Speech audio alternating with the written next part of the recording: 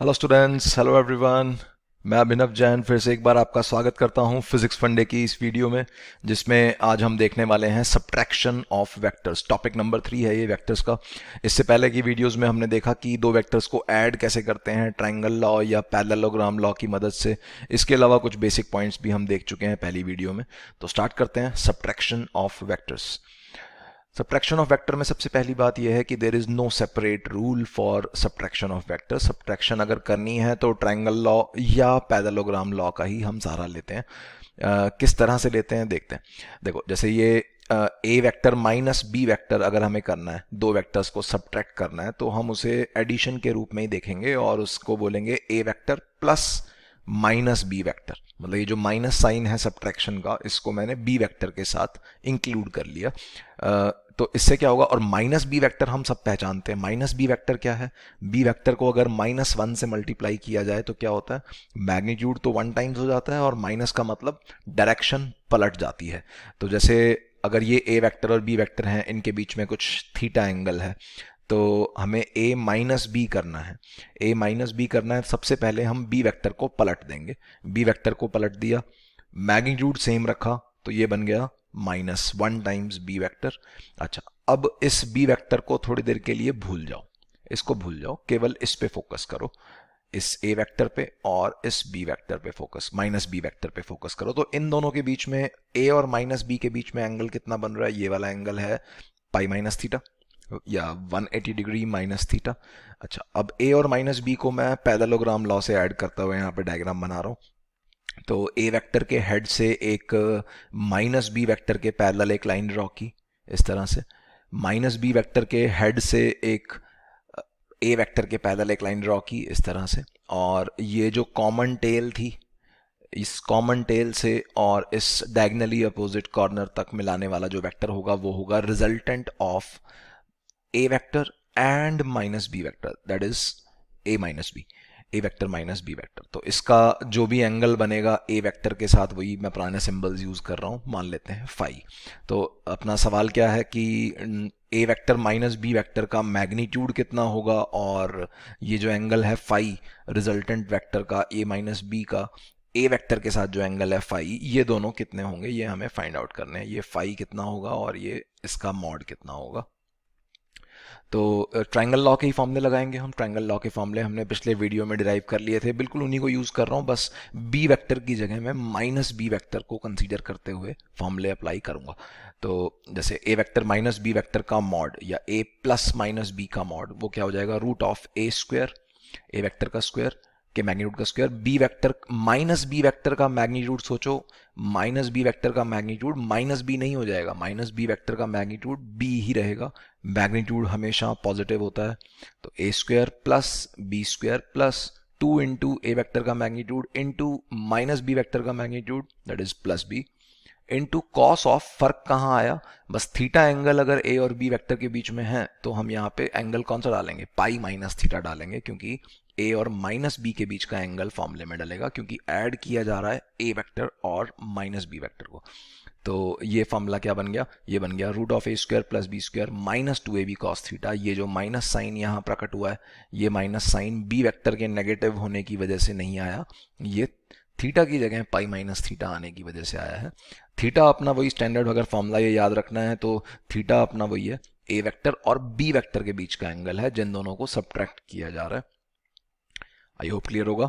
और दूसरी बात, ये जो रिजल्टेंट है ए वेक्टर माइनस बी वेक्टर का एंगल जो होगा ए वेक्टर के साथ, दैट इज फाई, उस फाई के लिए भी फॉर्मूला लगा देते हैं। टेन फाई क्या हो जाएगा? अपना फॉर्मूला था B sine theta upon A plus B cos theta. तो बी की जगह मैं डाल रहा हूं यहाँ पे माइनस बी वेक्टर का मॉड, और थीटा की जगह क्या डालेगा? इन दोनों के बीच का angle, that is pi minus theta, बाकी सब कुछ वही।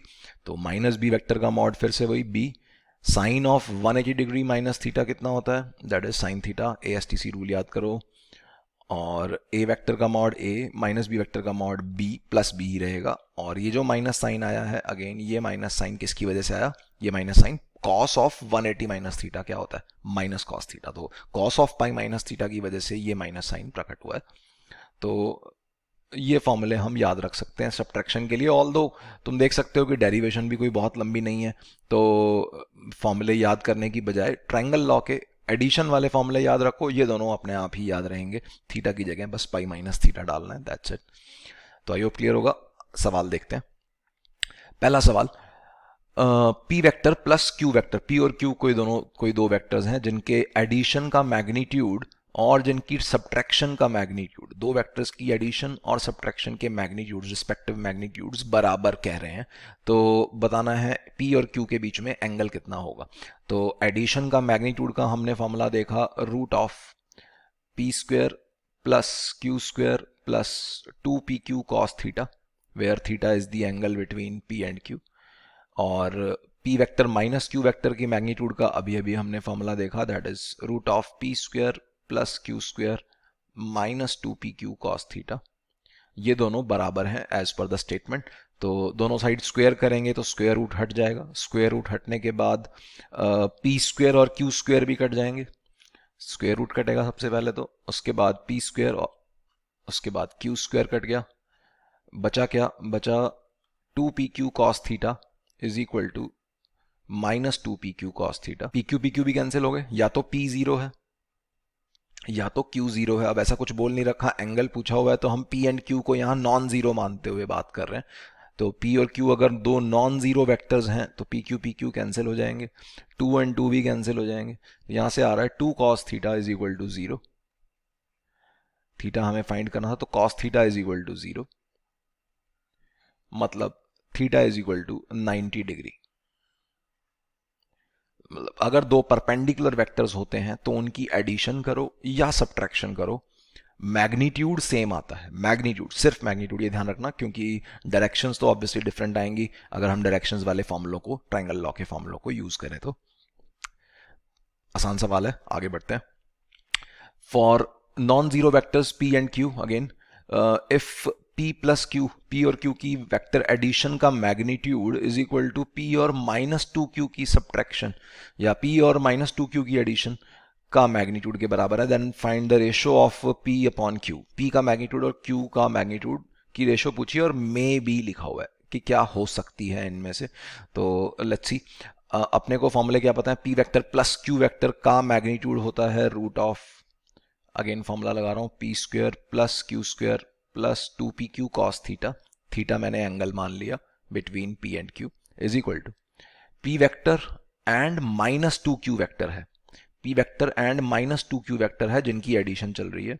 तो फॉर्मूला सोच के देखो, एक तो p वेक्टर और q वेक्टर में अगर मैंने थीटा एंगल माना है तो p और 2q में भी थीटा ही एंगल होगा, क्योंकि 2q एक ऐसा वेक्टर है जो Q के पैरेलल होगा एंड जिसका मैग्नीट्यूड डबल होगा। तो P और Q में अगर थीटा एंगल था तो P और 2Q में भी थीटा एंगल होगा। ये बातें हम पहले भी कर चुके हैं जब हमने वीडियो नंबर 1 में एंगल बिटवीन टू वेक्टर्स की बातें की थी। तो सिमिलरली यहाँ पे हम बोल सकते हैं P vector minus 2Q vector का मैग्नीट्यूड लिखना है मुझे, तो root of P square plus minus 2Q का मैग्नीट्यूड होगा 2Q, दैट इज उसका square 4Q square plus minus 2 into p into two minus 2q का magnitude is 2q into cos of theta. ठीक है, cos of pi minus theta था तो उसका minus मैं पहले ही यहां लगा चुका हूं, A square plus B square minus 2ab cos theta वाला फॉर्मूला लगा रहा हूं।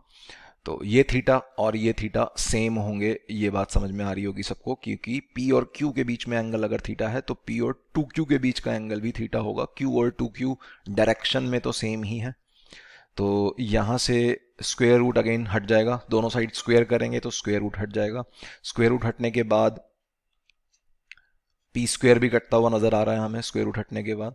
अच्छा, अब इस क्यू स्क्वायर को राइट साइड ले जाता हूं और उस 2q cos थीटा को लेफ्ट साइड ले आता हूं, तो ये बन रहा है 6pq cos थीटा, यहाँ पे 2 इंटू 2 4pq cos थीटा था, लेफ्ट साइड आने के बाद ऐड हो जाएगा 2pq cos थीटा में, तो ये बन गया 6pq cos थीटा, और राइट साइड में बचा 4q स्क्वायर माइनस ये वाला q square, that is 3q square. तो यहां से आ रहा है p बाई क्यू, या ऐसे बोल दो p वेक्टर का मॉड अपॉन q वेक्टर का mod is equal to, this is coming out to be 1 upon 2 cos theta. 3 और 6 भी कैंसिल होते हुए नजर आ रहे हैं। तो 1/2 cos थीटा ये आंसर बन रहा है, लेकिन ऐसी तो कोई ऑप्शन नहीं है, तो मे बी बोला गया है। तो ये क्वांटिटी 1/2 cos थीटा कितनी हो सकती है इन चारों ऑप्शंस में से, ये हमें बताना है। तो as we know that cos theta जो होता है वो 1 और -1 के बीच में होता है। कॉस थीटा हमेशा लेस देन इक्वल टू 1 होगा, ग्रेटर देन इक्वल टू -1 होगा। तो कॉस थीटा अगर 1 और -1 के बीच में है तो ये क्वांटिटी, और ये क्वांटिटी कभी नेगेटिव हो नहीं सकती। नेगेटिव हो नहीं सकती तो क्योंकि क्यों नहीं हो सकती, क्योंकि P और Q क्या है, मैग्नीट्यूड्स हैं। P और Q मैग्नीट्यूड्स हैं, मैग्नीट्यूड्स कभी नेगेटिव नहीं होते, बार बार बोलता रहता हूं मैं। तो एक काम करते हैं, यहाँ पे मॉड लगा देते हैं। मॉड लगा देने से अपन सेफ हो गए, क्योंकि P और Q नेगेटिव नहीं हो सकते। तो कॉस थीटा की वैल्यू, कॉस थीटा का मॉड ही देख लेते हैं, कॉस थीटा का मैग्नीट्यूड। कॉस थीटा अगर -1 से 1 के बीच में है तो मॉड ऑफ कॉस थीटा कहां से कहां के बीच में होगा, 0 और 1 के बीच में हो जाएगा।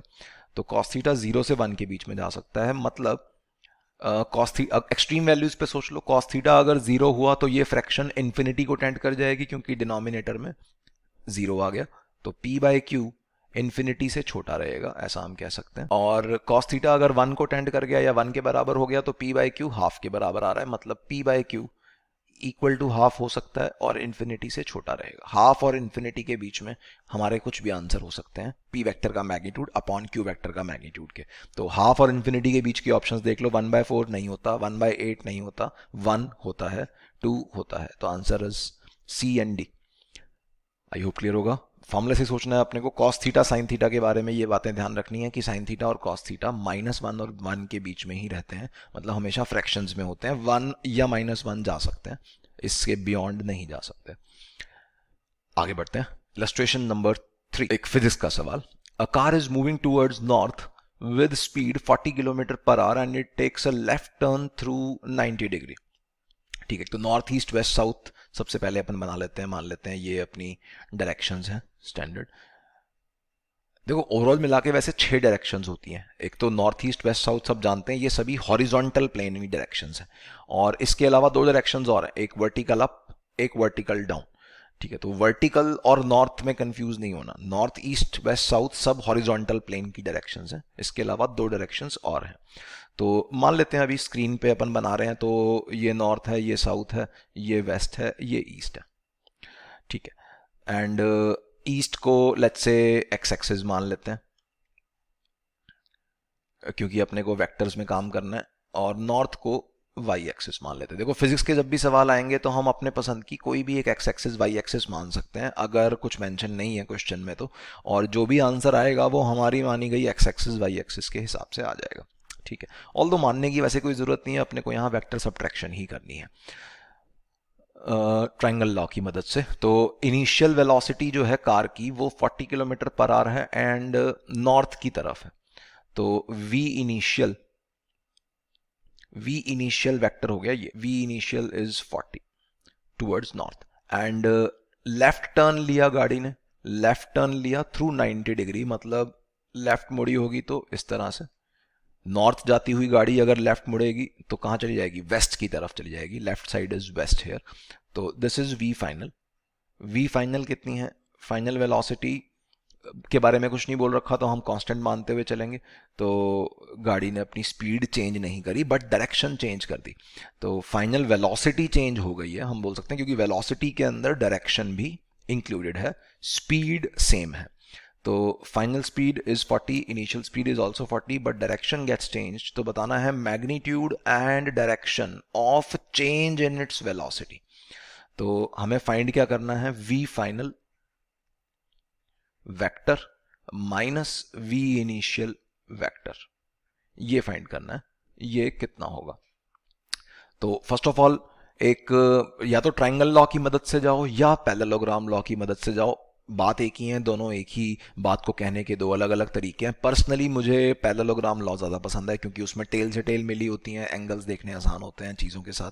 तो अपन एक काम करते हैं, दोनों इन वेक्टर्स को एक ही टेल पे ज्वाइन कर लेते हैं। तो v इनिशियल और v फाइनल, नेक्स्ट स्लाइड में कर रहा हूं मैं, नेक्स्ट पेज पे कर रहा हूं। v इनिशियल ऊपर की तरफ है या नॉर्थ की तरफ है, और v फाइनल लेफ्ट की तरफ है या वेस्ट की तरफ है। तो ये रहा अपना v इनिशियल, ये है v इनिशियल जिसकी वैल्यू है 40 किलोमीटर पर आवर में ही है, और ये है v फाइनल जिसकी वैल्यू भी है 40। ठीक है, इन दोनों वेक्टर्स को हमें सब्ट्रैक्ट करना है, सब V final minus V initial करना है। तो सबसे पहले क्या करेंगे, V final vector minus V initial vector करना है। तो माइनस साइन किसके साथ है, वी इनिशियल के साथ। तो वी इनिशियल को पलट दो, सबसे पहले वी इनिशियल को पलट दिया, ये रहा minus times V initial vector.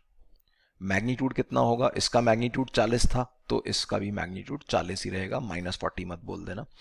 अब इस वाले वी इनिशियल को भूल जाओ, फोकस करो वी फाइनल पे और माइनस वी इनिशियल पे। अब इन दोनों वेक्टर को हमें ऐड करना है, V final and minus V initial को ऐड करना है।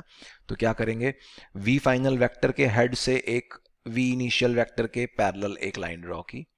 सिमिलरली माइनस वी इनिशियल के हेड से एक वी फाइनल के पैरेलल एक लाइन ड्रॉ की। ये बन गया अपना एक पैरेललोग्राम। पैरेललोग्राम के नाम पे ये रेक्टेंगल ही बन गया क्योंकि दोनों के बीच में एंगल कितना था, 90 डिग्री। कॉमन टेल से और फाइनल इस डायगोनली अपोजिट कॉर्नर को मिलाने वाला जो वेक्टर है, this is our resultant vector, this is our resultant vector. इसको डेल्टा वी बोल देते हैं, डेल्टा सिंबल याद है ना, डेल्टा वही अपना चेंज को बोलते हैं अपन, V final minus V initial. पीछे भी मैं लिख देता हूं, this we have to find delta V vector, V final minus V initial. तो फर्स्ट ऑफ ऑल ये डायरेक्शन कौन सी आई, इसकी डायरेक्शन देखो, ये 40 है, ये 40 है, तो डेल्टा वी वेक्टर का मॉड मैग्नीट्यूड भी सोचनी है एंड डायरेक्शन भी सोचनी है। तो डायरेक्शन तो बहुत ही आसान है, देखो ये इसका मैग्नीट्यूड 40 था, इसका ये भी 40 था, तो यहाँ पे ये वाला मतलब रेक्टेंगल के नाम पे भी ये स्क्वायर ही बन रहा है क्योंकि सारी साइड इसकी 40 ही हैं। वी इनिशियल का मैग्नीट्यूड भी 40 है, वी फाइनल का मैग्नीट्यूड भी 40 है, तो ये 40 है, ये 40 है, तो ये वाला एंगल कितना हो जाएगा, ये वाला एंगल हो जाएगा 45 डिग्री। ऊपर वाली डायरेक्शन अपनी नॉर्थ थी, लेफ्ट डायरेक्शन अपनी वेस्ट थी, ये ईस्ट थी, ये साउथ थी। तो ये वेक्टर किस डायरेक्शन में आ रहा है, डेल्टा वी वेक्टर अपना जो आ रहा है वो आ रहा है नॉर्थ और वेस्ट के ठीक बीच में, मतलब नॉर्थ वेस्ट डायरेक्शन में। तो केवल इसी बात के बेसिस पे ही हम आंसर दे सकते हैं। नॉर्थ वेस्ट, देखो नॉर्थ वेस्ट डायरेक्शन जो है केवल एक ही ऑप्शन में है, that is B option, north west direction, तो B is the answer. Otherwise ये मैग्नीट्यूड जो लिखा हुआ है चेंज इन वेलोसिटी का, ये भी हम सॉल्व कर सकते हैं। कैसे, फॉर्मूला लगा दो, या तो यार पाइथागोरस थ्योरम से बोल दो कि ये ट्राइंगल के अंदर ये 40 है, परपेंडिकुलर भी 40 है, बेस भी 40 है और हमें हाइपोटेन्यूज चाहिए, या फॉर्मूले से भी एक ही बात आएगी। तो ये बन जाएगा √40² plus 40² minus 2 into 40 into 40 into cos 90। V final और वी इनिशियल के बीच में एंगल जो था वो 90 डिग्री का था, तो ये वाली पूरी टर्म तो जीरो ही होगी। तो √40² प्लस 40² में 40 बाहर आ गया, √1² प्लस 1² इज √2। तो change in velocity is 40√2 kilometre per our towards north west. तो आई होप क्लियर होगा, आसान सी चीज़ है। वेक्टर सब्ट्रैक्शन के अंदर कोई नई बात नहीं है, जो वेक्टर एडिशन की बातें थी वही हम यूज़ कर रहे हैं, बस थीटा सिंबल की जगह हम पाई माइनस थीटा का यूज़ कर लेते हैं, जिसकी वजह से एक माइनस साइन फॉर्मूलों में अपीयर हो जाता है। अगर माइनस लगा रहे हो तो ये ध्यान रखना है पाई माइनस थीटा मत लिखना, फिर माइनस माइनस कट जाएंगे। तो अदरवाइज ज़्यादा कोई मुश्किल चीज़ नहीं है, सब्ट्रैक्शन एक एडिशन वाले ही नियमों के हिसाब से हम सब्ट्रैक्शन कर सकते हैं। वीडियो अगर पसंद आई तो लाइक करो, और सब्सक्राइब अभी तक नहीं किया तो सब्सक्राइब करो। All the best, bye bye, take care.